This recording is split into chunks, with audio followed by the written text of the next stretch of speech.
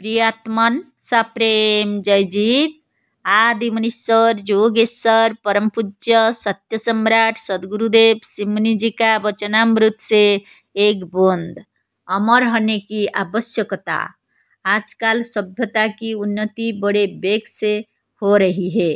मनुष्य जो सभ्य होता जा रहा है तो साहित्य की भी बड़े वेग से उन्नति हो रही है। साहित्य की उन्नति से ज्ञान विज्ञान और दर्शन शास्त्र की चर्चा भी बढ़ती जा रही है। विज्ञान और दार्शनिक विचारों की उन्नति से मनुष्य का मानसिक बल दिनों दिन बढ़ रहा है।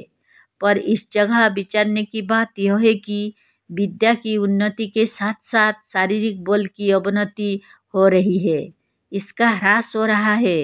विद्या ज्ञान सभ्यता और मनोबल में जितनी उन्नति हो रही है उतनी ही पशुबल या शारीरिक बल की अवनति हो रही है।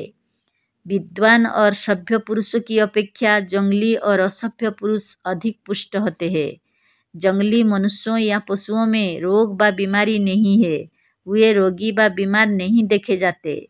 जंगली पशुओं में डॉक्टर वैद्य या हाकिम नहीं देखे गए, पर यहाँ सभ्य संसार में इनकी भरमार है। इन सब बातों से यह स्पष्ट प्रकट होता है कि सभ्यता के साथ साथ शारीरिक बल का क्रमश ह्रास हो रहा है। इसी शरीर बल की कमी से संतान उत्पादनी शक्ति भी कम हो रही है। असभ्य के जितने संतान होते हैं उतने सभ्यों के नहीं होते।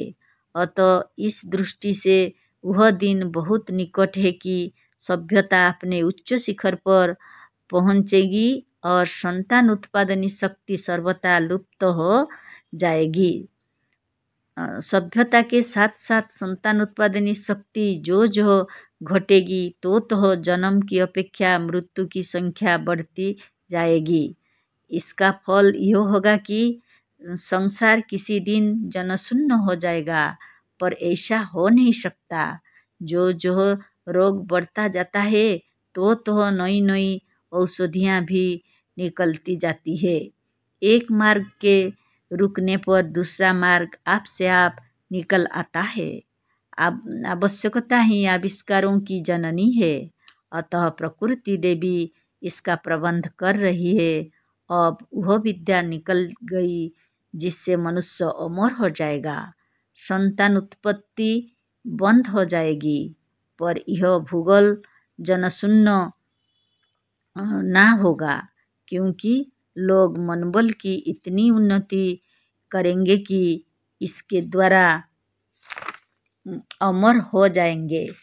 बड़े बड़े ज्ञानी विद्वान और दार्शनिक जो शारीरिक बल की परवाह ना करके आत्मबल अथवा मनोबल की ओर दौड़ रहे हैं, वे मूर्ख नहीं है, वे घाटे में नहीं है।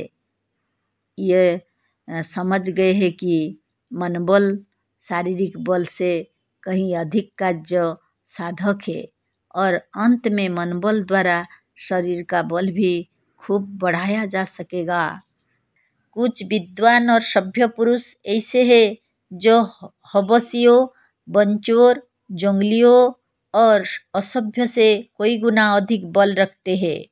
इसका कारण यह है कि मनुष्य ने अपने विचार विद्या व मनोबल द्वारा ऐसी युक्तियों को निकाला है कि जिसके अभ्यास से मनुष्य आशातीत बलवान हो सकता है, जैसे कसरत, कुश्ती और दंड बैठक, मुद्गर आदि। 100 दंड करने की अपेक्षा दिन भर कुदार चलाने से कहीं अधिक मेहनत करनी पड़ती है, पर कुदार का चलाने वाला इन पहलवानों की तरह बलवान नहीं होता है। इसका कारण यह है कि कुदार का चलाने वाला बल बढ़ाने के लिए कुदार नहीं चलाता, वह चलाता है खेत के लिए अथवा अपनी मजदूरी के लिए है। पर पहलवान जितनी देर कसरत करता है यही सोचता है कि इससे हमारा बल बढ़ रहा है। कुदार चलाकर कोई अकड़ कर नहीं चलता, पर जो मनुष्य 100 दंड भी करता है वह रास्ते में थोड़ा अकड़ कर चलता है। कसरत करने से उसे यह विश्वास हो जाता है कि अब हमारा बल बढ़ गया है। कसरत सभ्यों द्वारा निकाली गई है। लोगों ने विचार कर यह समझा कि इस तौर से करने पर थोड़ी देर की मेहनत से अधिक बल बढ़ेगा। इसी तरह मनुष्य अब आगे की ओर भी विचार कर रहा है। अब सभ्य संसार को यह मालूम हो गया कि मन, विचार अथवा आत्मबल शरीर बल से बहुत अधिक महत्व रखता है। इसके विकास से शरीर भी बहुत बलवान हो सकता है।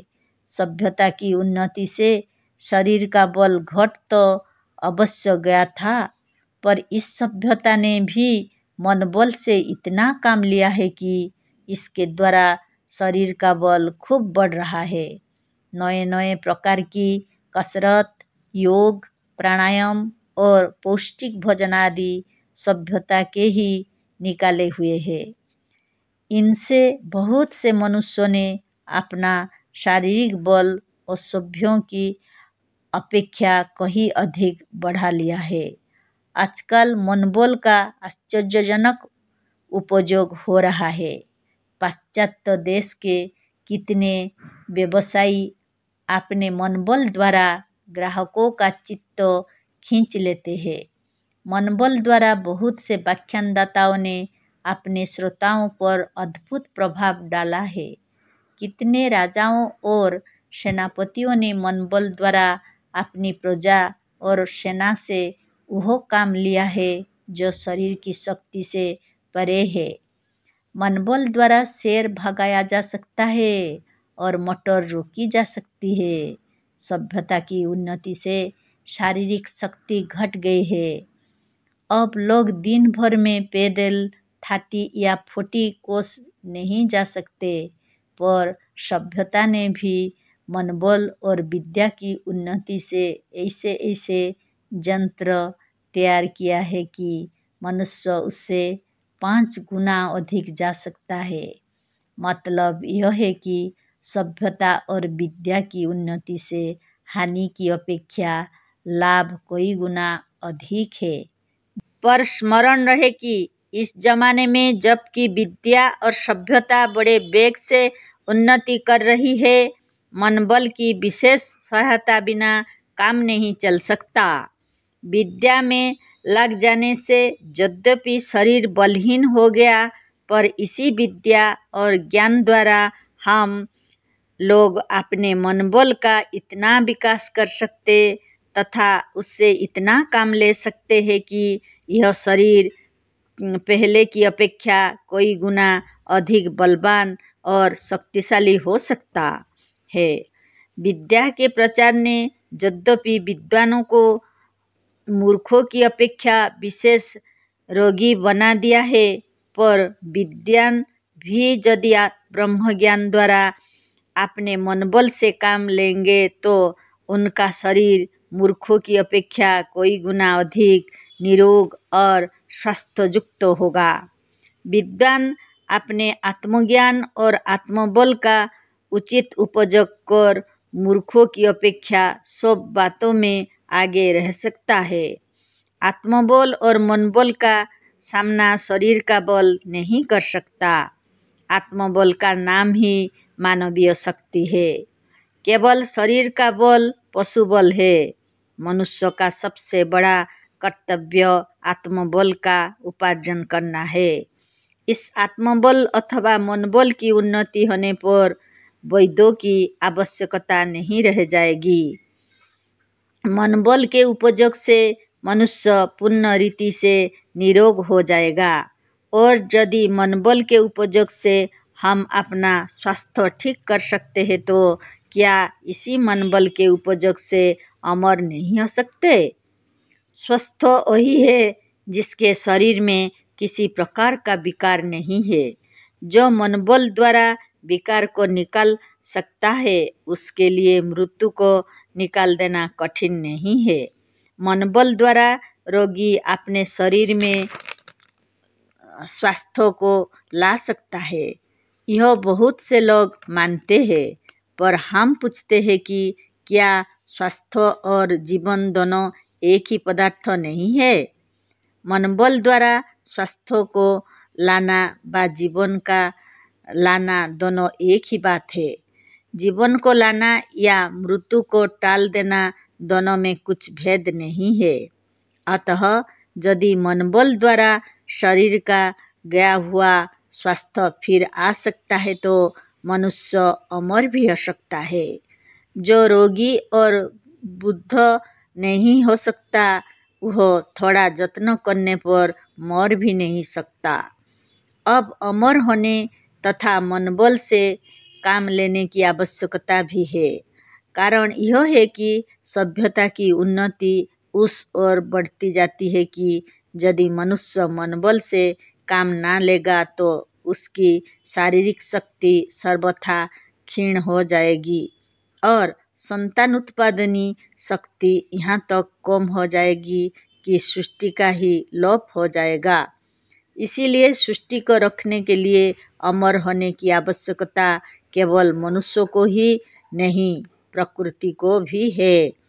अब प्राकृतिक रूप में सृष्टि के नियम अनुसार मानसिक शक्ति और आत्मबल का विकास होगा और इच्छा शक्ति तथा आत्मबल के विकास से मनुष्य अमर हो जाएगा। जय जीव।